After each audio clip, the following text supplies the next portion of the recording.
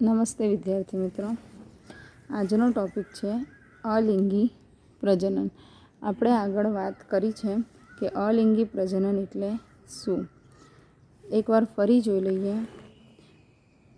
જ્યારે એક જ પિતૃમાંથી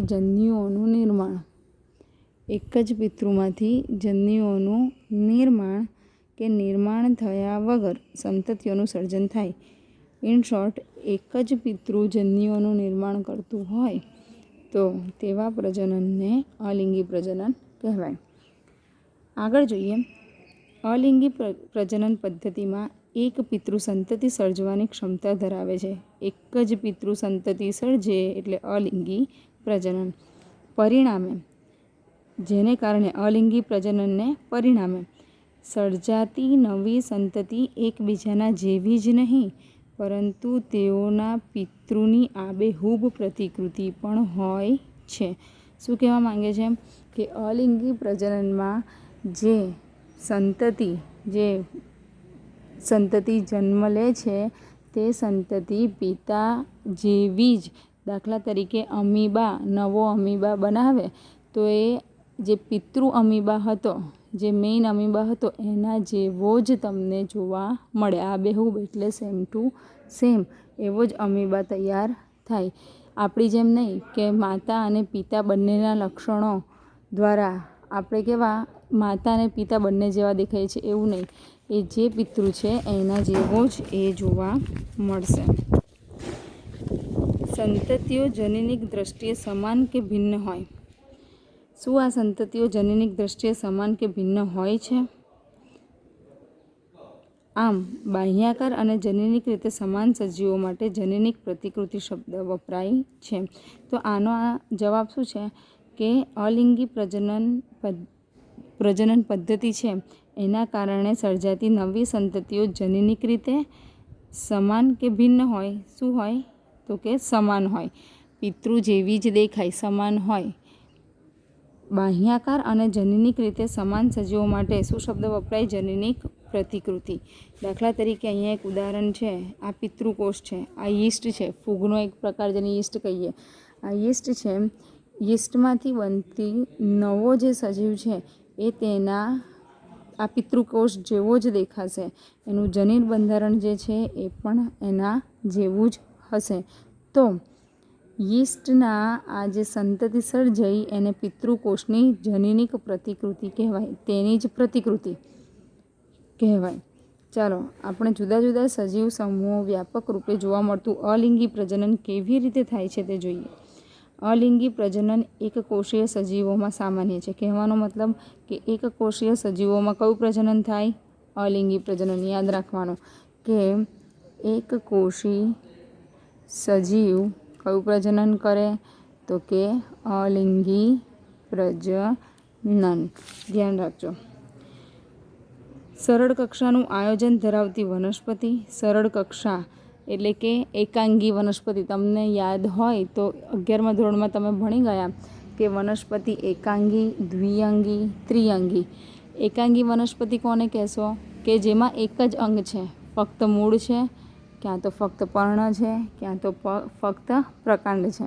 આવી વનસ્પતિને એક અંગી વનસ્પતિ કહેવાય. દ્વિઅંગી એટલે કે પ્રકાંડ અને પર્ણ છે, પ્રકાંડ અને મૂળ છે, કે પર્ણ અને મૂળ છે. જે વનસ્પતિ ફક્ત બે જ અંગ ધરાવે છે એને દ્વિઅંગી કહેવાય. અને ત્રિઅંગી વનસ્પતિ એટલે શું? કે જે વનસ્પતિમાં મૂળ, પ્રકાંડ અને પર્ણ ત્રણે ત્રણ ભાગ જોવા મળે છે એને ત્રિઅંગી વનસ્પતિ કહેવાય.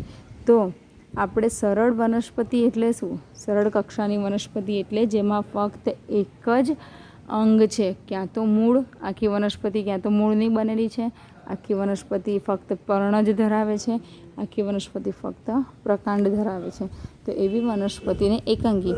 તો આવી સરળ વનસ્પતિ અથવા સરળ પ્રાણીઓમાં શું જોવા મળે?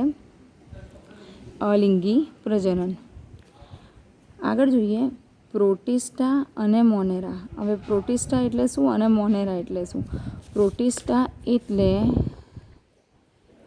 પ્રજીવ. ગુજરાતીમાં શું કહેવાય? પ્રોટિસ્ટા એટલે પ્રજીવ.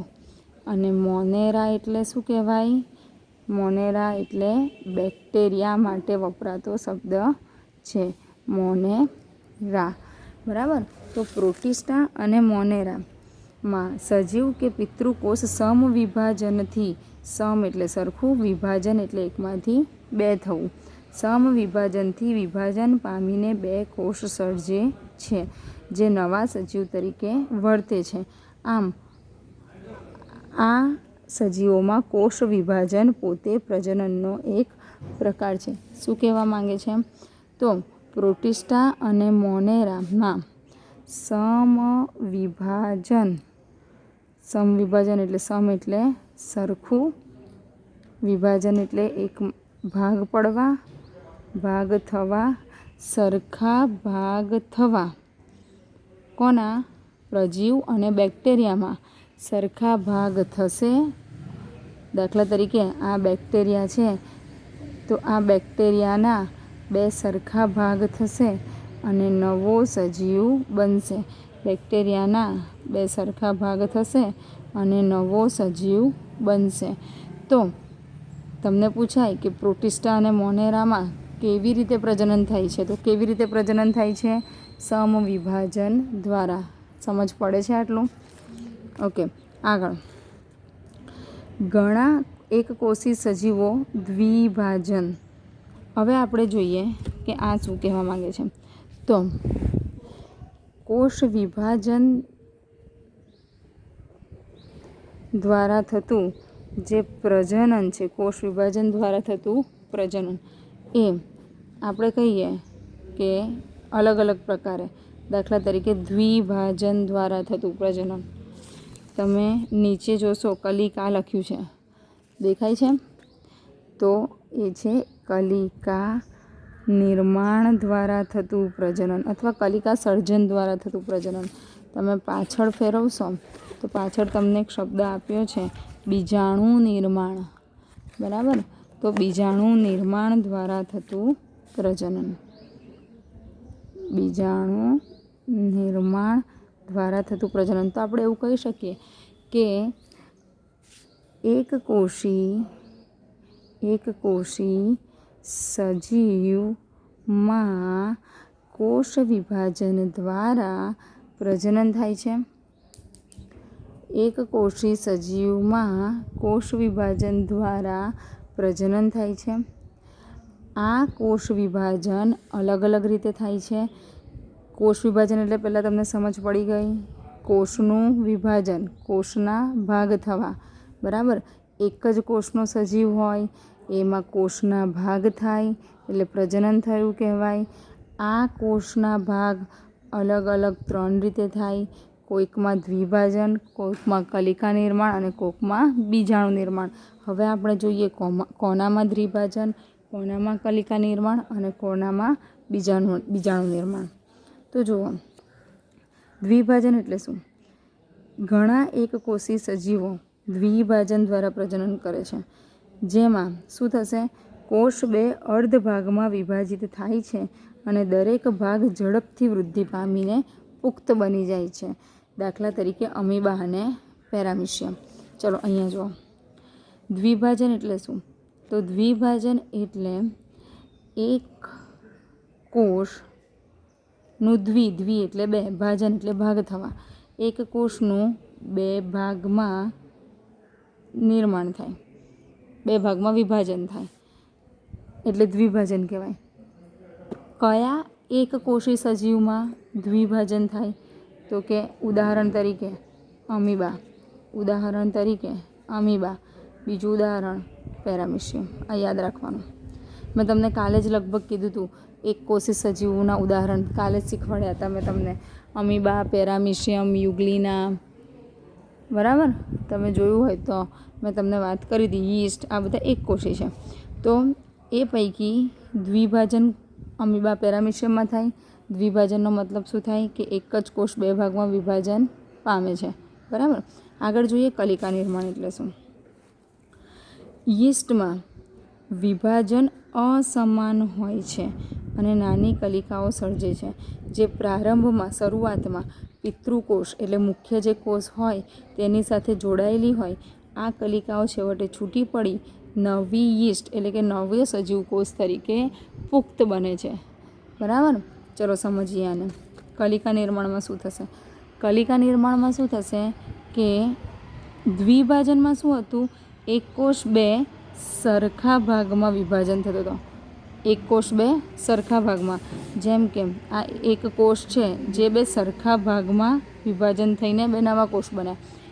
કલિકા નિર્માણમાં શું થશે કે આ રહ્યું જો એક કોષ છે એ બે અસમાન, એક નાનો એક મોટો, બરાબર, અસમાન વિભાજન થાય. એનું જે કોષ કેન્દ્ર છે એ પણ બે ભાગમાં વિભાજન તો પામ્યું જ છે, પણ આમ સરખું વિભાજન થવાની જગ્યાએ કેવું? એક નાનો એક મોટો. બરાબર. જે નાનો કોષ બને છે એ નાના કોષને શું કહેવાય? કલિકા. નાના કોષને શું કહેવાય? કલિકા. અને આ કલિકા સમય આવતા પિતૃકોષથી, આ જે મુખ્ય કોષ છે એ પિતૃકોષ જેને આપણે કહીએ, આ જ કોષ, એનાથી એ છૂટી પડી જશે અને છૂટે પડવાને કારણે એ ફરીથી ઝડપથી વૃદ્ધિ પામી એક નવું કોષ બનાવશે. ક્લિયર આટલું? તો આ થયું કલિકા નિર્માણ. ખ્યાલ આવી ગયો કલિકા નિર્માણ એટલે શું? તો કલિકા નિર્માણમાં શું યાદ રાખશો? વિભાજન થાય, પણ કેવું થાય? અસમાન વિભાજન. બરાબર. અસમાન વિભાજનને કારણે શું બને? કલિકા બને. અને આ પ્રક્રિયાને શું કહેવાય? કલિકા નિર્માણ અથવા કલિકા સર્જન. ઉદાહરણ આપણે એનું શું આપીશું? ઉદાહરણ આપીશું એનું યીસ્ટ. ક્લિયર? આવડે આટલું? ઓકે. આગળ જોઈએ બીજાણુ નિર્માણ.